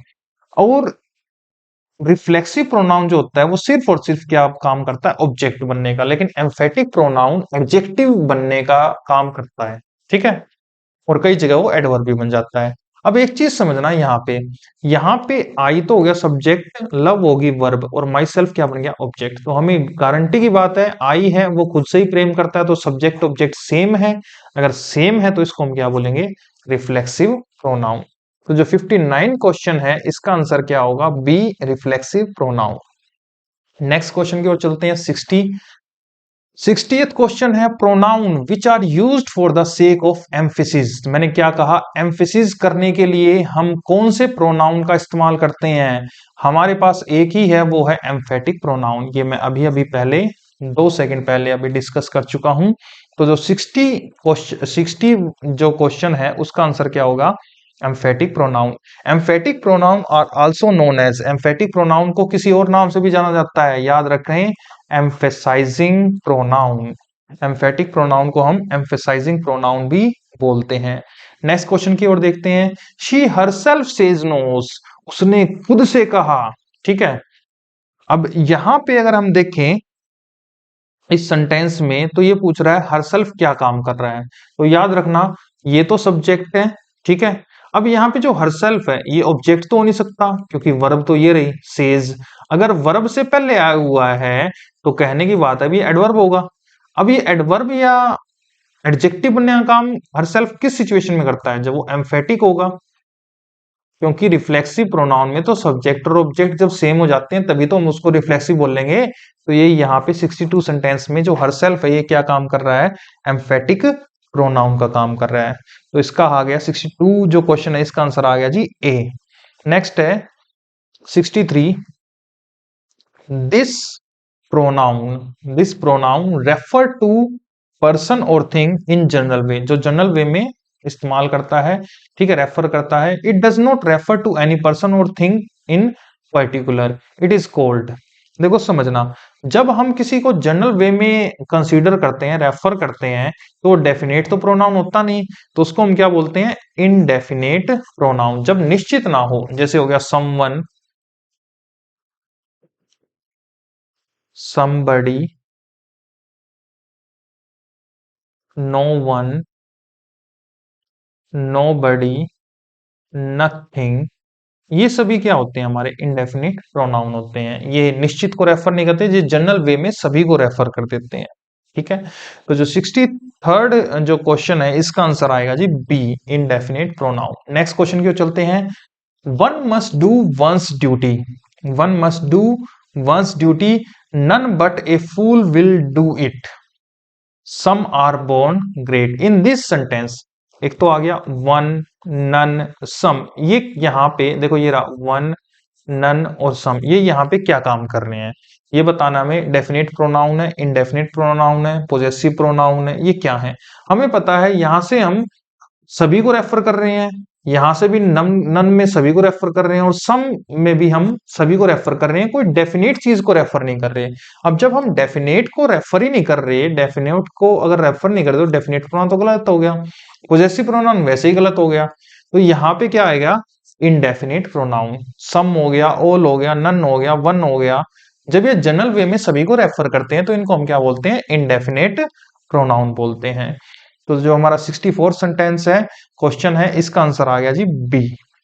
65th, some boys are intelligent.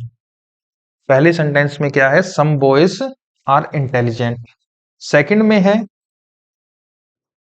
I will teach you one day, I will teach you one day. और इन दोनों में here the use of some and one, एक में तो यहाँ पे सम का यूज और एक में यहाँ पे वन का यूज। देखो नाउन से पहले आ रहा है तो सिंपल सी बात है, एडजेक्टिव है तो सिंपल सा है, इसका आंसर क्या आएगा हमारा C. Here some and one is what, adjective. याद रखें, रिवीजन के लिए मैं फिर से बता देता हूं, व्हाट काइंड ऑफ और विच वन के जो रिप्लाई होते हैं, ये हमेशा याद रखना, ये हमारे पार्ट ऑफ स्पीच बनते हैं, एडजेक्टिव्स। नेक्स्ट क्वेश्चन की ओर चलते हैं। ईच, ईदर एंड नीदर, ये क्या होते हैं, मैंने आपको क्लास में पढ़ाया है, ये हमारे डिस्ट्रीब्यूटिव प्रोनाउन भी होते हैं, ठीक है, और ये हमारे डिस्ट्रीब्यूटिव एडजेक्टिव भी होते हैं। Each, either and neither refer to a person और thing one at a time. They are always singular and followed by a verb in a singular. इनके साथ हमेशा याद रखना सिंगुलर वर्ब इस्तेमाल होती है। दे आर कॉल्ड, अगर ये अकेले हैं तो इनको हम क्या बोलते हैं, डिस्ट्रीब्यूटिव प्रोनाउन बोलते हैं, ठीक है, याद रखना। अब यहाँ पे जब हम डिस्ट्रीब्यूटिव एडजेक्टिव की बात करते हैं तो इनमें एक और इंक्लूड होता है, वो क्या होता है, एवरी इंक्लूड होता है, ठीक है। तो याद रखना, अब एवरी तो इसमें है ही नहीं, तो हम इन तीनों को किस में रेफर कर देंगे, अभी के लिए बेटर ऑप्शन क्या है कि जो 66 है इसका आंसर आएगा डिस्ट्रीब्यूटिव प्रोनाउन। ईच, ईदर और नीदर क्या होते हैं, डिस्ट्रीब्यूटिव प्रोनाउन होते हैं। नेक्स्ट बढ़ते हैं 67 में। whoever, whoso, whosoever, whichever, whatever, whatsoever are the instance of। अब ये क्या होते हैं, क्या पार्ट ऑफ स्पीच बनाते हैं, देखो समझना। ये सबसे पहले तो हु जुड़ के और एवर एवर जुड़ के बना हुआ है, यानी ये तो कंपाउंड है, सबसे पहली बात तो। दूसरा, ये क्या होते हैं, हमारे प्रोनाउन होते हैं। तीसरा, एक चीज याद रखना, ये सभी शब्द जो होते हैं ये हमारे रिलेटिव प्रोनाउन होते हैं। अब मैं आपको बता देता हूं रिलेटिव प्रोनाउन काम क्या करता है। रिलेटिव प्रोनाउन ऐसा प्रोनाउन होता है जो दो काम करता है। सबसे पहला तो ये काम करता है सब्जेक्ट या ऑब्जेक्ट बनने का, कहने का मतलब है प्रोनाउन का काम। दूसरा, इसको एक और काम सौंप दिया जाता है, वो होता है कंजंक्शन का।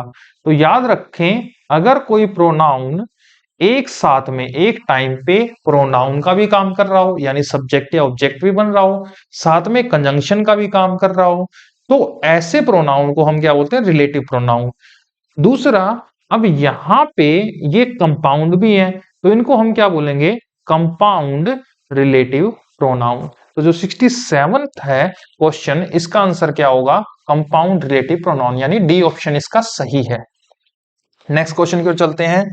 Verb comes from A Latin word, ठीक है, जो वर्ब है ये एक लैटिन शब्द से बना है, और लैटिन शब्द वो कौन सा है, याद रखना, वो है वर्बम, ठीक है। और वर्बम एक लैटिन शब्द है और यहीं से निकला है वर्ब। और याद रखें, वर्ब का मीन्स क्रिया नहीं होता, वर्ब का मीनिंग क्या होता है, शब्द, और यहीं से वर्ड निकला है वर्बल, ठीक है, जिसको हम मौखिक बोल देते हैं, ठीक है। तो बात क्लियर है ये चीज। तो वर्ब एक लैटिन शब्द से निकला है, और लैटिन में कहां से है इसका ओरिजिन, इसका है जी ओरिजिन वर्बम से। नेक्स्ट क्वेश्चन की ओर चलते हैं। 69th क्वेश्चन आ चुका है। It is a verb that denotes an action, जो एक्शन को रिप्रेजेंट करता है, ऐसा एक ऐसी वर्ब होती है which passes over the doer और the subject to the object. Which this verb is, देखो समझना, अगर मैं यहाँ पे लिखूं, इसको समझा देता हूं मैं, फिर से मैं आपको बता देता हूं, हमने वर्ब डिस्कस की थी, एक होती है ट्रांजिटिव वर्ब और दूसरी होती है इन ट्रांजिटिव वर्ब। जो ट्रांजिटिव वर्ब होती है इसमें एक्शन को रिसीव करने वाला ऑब्जेक्ट होता है, जैसे राम किल्ड रावण। तो यहाँ पे जो राम है ये सब्जेक्ट है, किल्ड वर्ब है, किल्ड हुम के रिप्लाई क्या होते हैं, ऑब्जेक्ट, तो रावण हो गया ऑब्जेक्ट।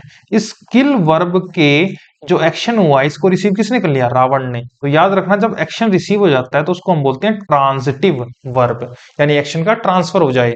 और इन ट्रांजिटिव वर्ब जिसमें एक्शन का ट्रांसफर ना हो, जैसे राम डाइड। अब यहाँ पे तो कुछ डूइंग नहीं हुई, ये तो हैपनिंग होगी। इसके बाद कोई ऑब्जेक्ट है नहीं है, तो याद रखें ट्रांसिटिव वर्ब के बाद ऑब्जेक्ट आता है और इन ट्रांसिटिव वर्ब के बाद ऑब्जेक्ट नहीं आता। तो यही बात आपको समझनी है। यहाँ पे 69 क्वेश्चन में क्या पूछ रहा है, ये एक एक्शन को डिनोट करती है वर्ब, और passes over from the doer और the subject to an object, यानी एक्शन का सब्जेक्ट से ऑब्जेक्ट पे क्या हो जाता है, ट्रांसफर हो जाता है। तो उस वर्ब को क्या बोलते हैं हम, याद रखें उस वर्ब को बोलते हैं ट्रांजिटिव वर्ब। तो जो 69 क्वेश्चन है इसका आंसर होगा ए।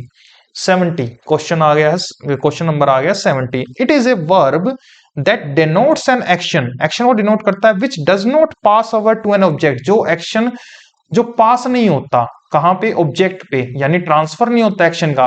और ये क्या एक्सप्रेस करता है, स्टेट और बीइंग को एक्सप्रेस करता है। ऐसी वर्ब को मैं बता चुका हूं क्या बोलते हैं हम, इनट्रांजिटिव वर्ब बोलते हैं। नेक्स्ट क्वेश्चन की ओर चलते हैं। 71 क्वेश्चन आ चुका है। I ran a race, I ran a race. Next है I slap, I sleep. Third है there is a flow in me, ठीक है, फ्लो मीन्स क्या होता है, कमी। अब इसमें पूछ रखा है हेयर वर्ब, एक तो है रैन, सबसे पहले तो ये ट्रांसिटिव वर्ब है, ये इंट्रांसिटिव है, और थर्ड भी इंट्रांसिटिव है। रैन, स्लीप और इज, ये क्या शो कर रही है, सिंपल सी बात है, मैंने आपको पहले भी बता चुका हूं। वर्ब एक ऐसा शब्द होता है जो तीन चीजें एक्सप्रेस करता है, डूइंग, हैपनिंग और क्या, स्टेट को रिप्रेजेंट करता है, ठीक है। अब देखो पहले में तो एक्शन हो रहा है, ठीक है जी, एक्शन हो रहा है।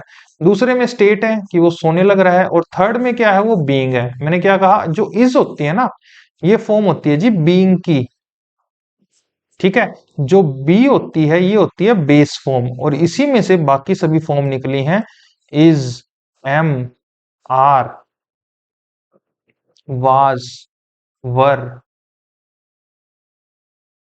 बीइंग, बीन, ये सभी बी की फॉर्म है। अगर ये अकेले आती हैं तो ये क्या बन जाती हैं, लिंकिंग वर्ब, और ये किसी अलग मतलब किसी और वर्ब के साथ आती हैं तो ये क्या बन जाती है, हेल्पिंग वर्ब। तो ये बीइंग को रिप्रेजेंट कर रहे हैं। तो ये जो क्वेश्चन है, क्वेश्चन नंबर कौन सा है, 71, इस क्वेश्चन का आंसर है जी ए। 72 क्वेश्चन में चलते हैं। मूड इन ग्रामर आर, देखो मूड क्या होते हैं, मोडाल्स होते हैं। जो मूड होते हैं क्या बताते हैं, मोडाल्स होते हैं, और ये बताते हैं डिफरेंट मोड्स और manners in which a verb may be use to express an action, ठीक है। तो जो 72 है इसका आंसर क्या आएगा, सी आएगा। ये क्या बताते हैं, मैनर बताते हैं in which a verb may be use to express an action, ठीक है। तो मूड्स जो होते हैं ये एक्चुअल में मोडाल्स होते हैं। याद रखें जो मूड्स होते हैं ये सब्जेक्ट के अकॉर्डिंग नहीं चलते, ठीक है, याद रखें ये सिर्फ मूड को बताते हैं। नेक्स्ट क्वेश्चन को चलते हैं 73। The infinitive is the base of the verb, देखो इन्फिनिटिव का हम क्या करते हैं, इन्फिनिटिव का निर्माण वर्ब से होता है, और ये इससे पहले क्या लिखा जाता है, याद रखें जो इन्फिनिटिव होती है इसको हम क्या बोलते हैं, 2+V1। और याद रखें जो वर्ब की फॉर्म होती है ये फर्स्ट नहीं होती, ये कौन सी होती है, बेस फॉर्म। और इससे पहले ये किससे प्रिसीडेड करती है, प्रिसीडेड मीन्स पहले क्या आता है इस वर्ब की फॉर्म के साथ, इन्फिनिटिव, हमें पता है 2 आता है। तो जो 73वां क्वेश्चन है इसका आंसर क्या आएगा, ए, 2। यानी कि इन्फिनिटिव में जो वर्ब होती है, बेस फॉर्म वर्ब होती है, उससे पहले क्या आता है, 2 आता है जी। नेक्स्ट है 74वां क्वेश्चन है। टू अर इज ह्यूमन, इंसान गलतियों का पुतला है, और इसमें पूछ रखा है इन्फिनिटिव है ये टू अर, ठीक है। इट इज क्या है, अब यहाँ पे जो टू अर है, देखो ये तो इज तो हो गई लिंकिंग वर्ब, ह्यूमन होगा सब्जेक्ट कॉम्प्लीमेंट, जो टू अर है ये क्या है, ये तो हो गई वर्ब, अर जो है ये क्या है, वर्ब है। यहीं से एक नाउन बनता है एरर, तो ये हो गया नाउन।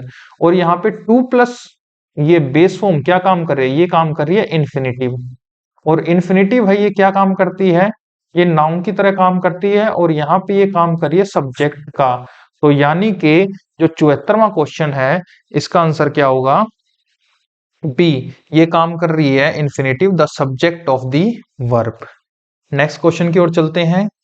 नेक्स्ट क्वेश्चन है I love to dance, to dance is here infinitive, बिल्कुल सही, 2+V1, यहाँ पे ये आई सब्जेक्ट हो गया, लव वर्ब हो गई। आई लव वट, तो वट के रिप्लाई ऑब्जेक्ट हो गए, ऑब्जेक्ट बनने का काम कौन करता है, इन्फिनेटिव भी करते हैं, ठीक है, नाउन प्रोनाउन इन्फिनेटिव कर सकता है। तो यहाँ पे जो इन्फिनेटिव है ये यहाँ पे क्या काम कर रही है, ऑब्जेक्ट का, तो हम इसको क्या बोलेंगे, ऑब्जेक्ट ऑफ द वर्ब। तो जो 75 क्वेश्चन है इसका आंसर होगा B, object of the verb. Next में बढ़ते हैं, 76 क्वेश्चन आ चुका है। His custom is to ride daily, ठीक है। अब देखो इस क्वेश्चन में देखें तो यहाँ पे टू राइड आया हुआ है, तो हमें ये पूछ रखा है, ये इन्फिनिटिव है, ठीक है, और ये यहाँ पे क्या काम कर रहा है। अगर हम यहाँ पे देखें तो जो इज है ये अकेले आई हुई है, अगर अकेले आई हुई है तो हम इसको क्या बोलेंगे, इसको हम बोलेंगे लिंकिंग वर्ब। और आपको पता ही है लिंकिंग वर्ब के बाद क्या आता है, लिंकिंग वर्ब के बाद आता है जी सब्जेक्ट कॉम्प्लीमेंट, ठीक है। तो जो ये टू राइड है ये क्या है, आपका कॉम्प्लीमेंट है। तो जो 76 क्वेश्चन है इसका आंसर आएगा G C, complement of a verb. Next question को चलते हैं, 77। She is about to leave, याद रखें अबाउट क्या है, प्रेपोजिशन है, और टू लीव क्या है, इसका ऑब्जेक्ट है। इन्फिनिटिव ऑब्जेक्ट बन सकता है, और इट इज तो ये क्या होगा हमारा, ऑब्जेक्ट ऑफ ए प्रेपोजिशन होगा, क्योंकि प्रेपोजिशन यहाँ पे अबाउट है। याद रखें प्रेपोजिशन कभी भी अकेले नहीं आती, उसके साथ हमेशा उसका ऑब्जेक्ट आता है। जो 77 क्वेश्चन है इसका आंसर है जी D, object to a preposition, ठीक है। नेक्स्ट क्वेश्चन की ओर चलते हैं, 78। I have no choice but to quit. To quit is infinitive, हमें पता है 2 + V1 यहाँ पे क्या काम कर रही है, इन्फिनेटिव का काम कर रही है। अब यहाँ पे एक चीज समझना, यहाँ पे जो बट है ये यहाँ पे क्या काम कर रहा है, तो समझना जो बट होती है ये एक कंजंक्शन भी होती है, और ये कौन सी कंजंक्शन होती है, कोऑर्डिनेट, लेकिन ये सेम रैंक को जोड़ती है। लेकिन यहाँ पे कोई कंजंक्शन तो है ही नहीं, तो जोड़ना तो है ही नहीं, तो ये कंजंक्शन नहीं, ये क्या है, ये है हमारी प्रेपोजिशन। अगर ये हमारी प्रेपोजिशन है तो कभी भी अकेले नहीं आएगी, तो जो टू क्वाइट है ये क्या होगा, इस प्रेपोजिशन का ऑब्जेक्ट हो गया। तो हमें पता चल गया जो टू क्विट इन्फिनिटिव है ये यहाँ पे क्या काम कर रही है, प्रेपोजिशन का ऑब्जेक्ट बन रही है। तो जो 78 है इसका आंसर क्या आएगा, A, object to a preposition. Next में चलते हैं, 79 क्वेश्चन क्या है, when infinitive is used to qualify a verb, I eat to live, और an adjective, banana are good to eat. देखो ध्यान से समझना, इन्फिनिटिव किस किस को क्वालिफाई कर सकती है, वर्ब को भी क्वालिफाई कर सकती है, जैसे ये रहा ईट को क्वालिफाई कर रही है, I eat, why I eat to live. और an adjective, banana are good, banana good किस चीज के लिए, खाने के लिए। तो यहाँ पे जो टू ईट है, टू लीव है, ये क्या मॉडिफाई कर रही है ना, यहाँ पे मॉडिफाई कर रही है वर्ब को, यहाँ पे मॉडिफाई कर रही है एडजेक्टिव को। और तब जब ये ऐसे मतलब क्वालिफाई करती है, मॉडिफाई करती है, तो इसको हम क्या बोलते हैं, इसको हम बोलते हैं जिरेंडियल और क्वालिफाइंग इन्फिनेटिव। याद रखें इनको हम क्या बोलते हैं, जिरेंडियल या क्वालिफाइंग इन्फिनेटिव। तो 79 क्वेश्चन का आंसर हो गया जी ए। नेक्स्ट है 80 क्वेश्चन है, 80th क्वेश्चन आ गया, the gerundial infinitive does the work of an adverb when it is used to qualify a verb, ठीक है, और क्वालिफाई एन एडजेक्टिव। देखो ध्यान से समझना, ये एडवर्ब बोली जाती है इन्फिनेटिव को जब ये वर्ब को क्वालिफाई करे, एडजेक्टिव बोली जाती है जब ये मतलब क्वालिफाइंग एडजेक्टिव बोला जाता है जब ये एडजेक्टिव को क्वालिफाई करे। अब ये नाउन को भी क्वालिफाई करता है, और जब ये नाउन को भी क्वालिफाई करता है तो उस वक्त हम इसको क्या बोलेंगे, तो ध्यान रखें नाउन को क्वालिफाई कौन करता है, एडजेक्टिव ही करता है। नाउन से पहले कौन आता है, एडजेक्टिव आता है। तो जो 80 क्वेश्चन है इसका आंसर क्या होगा, ए होगा, ठीक है। नेक्स्ट में बढ़ते हैं,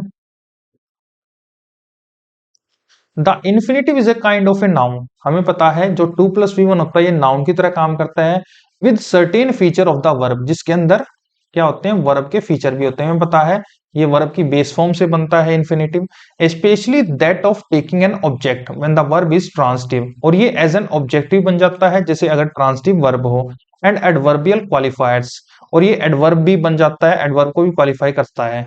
द इन्फिनेटिव इज, तो हम उस इन्फिनेटिव को क्या बोलते हैं, आपके पास चार ऑप्शन है, तो याद रखें उसको हम बोलते हैं वर्ब नाउन, ठीक है।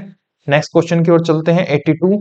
Verb like bid, let, make, see, here are used, ये कैसे यूज होती हैं, याद रखें इनको हम बिना टू के यूज करते हैं, ये हम आगे पढ़ेंगे जब हम कॉन्सेप्ट को डिस्कस करेंगे। तो ये एक ऐसी वर्ब होती हैं जो कि ट्रांजिटिव वर्ब होती हैं, ठीक है। और या आप ऐसे मान सकते हो कि ये ऐसी वर्ब होती हैं जिनके बाद आप टू का कभी भी इस्तेमाल नहीं कर सकते। ठीक है। Sorry, verb like bid, let, make, see, here are used without to. तो याद रखें कभी भी इनके साथ टू ना लिखें। हियर का तो कई बार एरर भी आता है, याद रखें हियर के साथ नहीं, लिसन के साथ हम टू का इस्तेमाल करते हैं। 83 क्वेश्चन पे आ चुके हैं। Which verb form show tense, person and number. कौन सी ऐसी वर्ब होती है जो टेंस को शो करती है, पर्सन को शो करती है, नंबर। उसको याद रखें, उसको हम बोलते हैं फाइनाइट वर्ब फॉर्म। जो फाइनाइट होती है ये काम करती है एज एन सब्जेक्ट के अकॉर्डिंग, और जो नॉन फाइनाइट होती है उसका सब्जेक्ट से या टेंस से कोई लेना देना नहीं होता। तो 83 क्वेश्चन है, इसका आंसर है जी ए। नेक्स्ट क्वेश्चन है 84th, I go, she goes, we went. The verb in this sentence are. देखो आई जो ये है, गो है, गोज है, वेंट है, ये किसके अकॉर्डिंग आ रही है? ये तो सब्जेक्ट के अकॉर्डिंग आ रही है।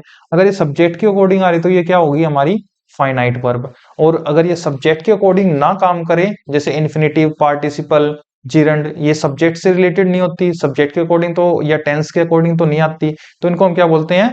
नॉन फाइनाइट वर्ब या इनफाइनाइट वर्ब। ठीक है। तो यहाँ पे 84 सेंटेंस में जो आंसर है वो क्या है? ये तो फाइनाइट वर्ब्स हैं। नेक्स्ट है which verb form does not show tense, person और नंबर। अभी हमने बात की ऐसी वर्ब जो टेंस से या फिर पर्सन से, नंबर से कोई रिलेट नहीं करती, उसको हम क्या बोलते हैं? नॉन फाइनाइट वर्ब्स बोलते हैं। नेक्स्ट क्वेश्चन की ओर चलते हैं। 86th, which kind of verbs can not serve as a main verb in a independent clause. तो याद रखना जो नॉन फाइनाइट वर्ब होती हैं इनको हम can not serve as a main verb in the independent clause. याद रखें इनको हम एज ए मेन वर्ब की तरह इस्तेमाल बिल्कुल नहीं कर सकते। ठीक है। या तो ये सब्जेक्ट बनती हैं या ऑब्जेक्ट बनती हैं, लेकिन इनको हम एज ए मेन वर्ब इस्तेमाल नहीं कर सकते जो नॉन फाइनाइट वर्ब्स होती हैं। और जो नॉन फाइनाइट वर्ब्स होती हैं ये कौन कौन सी होती हैं? जैसे मैंने बात की, जिरंड, पार्टिसिपल और इन्फिनिटिव, ये सभी हमारी क्या होती हैं? नॉन फाइनाइट वर्ब होती हैं, और इनको हम मेन वर्ब की तरह इस्तेमाल नहीं कर सकते। नेक्स्ट है ए नॉन फाइनाइट वर्ब्स। अब हमें बताना है एक नॉन फाइनाइट वर्ब्स क्या होती हैं, इसके बारे में कौन सा जो ऑप्शन है वो सही है। Serves an action of the sentence, नहीं जी। Does not serve an action of the sentence, बिल्कुल सही। सर्व एज एन क्लोज, नहीं। तो जो बी ऑप्शन है वो सही है। वो क्या कि ये मेन वर्ब की तरह काम नहीं करती जो नॉन फाइनाइट वर्ब होती हैं, और वो कौन कौन सी हैं? जिरंड, पार्टिसिपल और इन्फिनिटिव। नेक्स्ट क्वेश्चन है ए नॉन फाइनाइट वर्ब। इसमें क्या है? इसका सिंपल सा आंसर है does not have a tense. इनका कोई टेंस नहीं होता। जिरंड का या पार्टिसिपल, जैसे अगर मैं कहूं स्लीपिंग, इसका कोई टेंस थोड़ी ना है। तो ये क्या हो गई? हमारी नॉन फाइनाइट वर्ब है। It does not have any tense, does not have any number. ठीक है। तो इसका आ गया B answer. The sentence 89 question है। The sentence may be present, past और future but non finite verb remains. अब देखो समझना, सेंटेंस में तो प्रेजेंट, पास्ट, फ्यूचर हो सकता है, लेकिन जो नॉन फाइनाइट वर्ब होती है कौन कौन सी? जिरेंड, पार्टिसिपल और इन्फिनिटिव, ये हमेशा हर क्वेश्चन में, हर सेंटेंस में न्यूट्रल रहती हैं।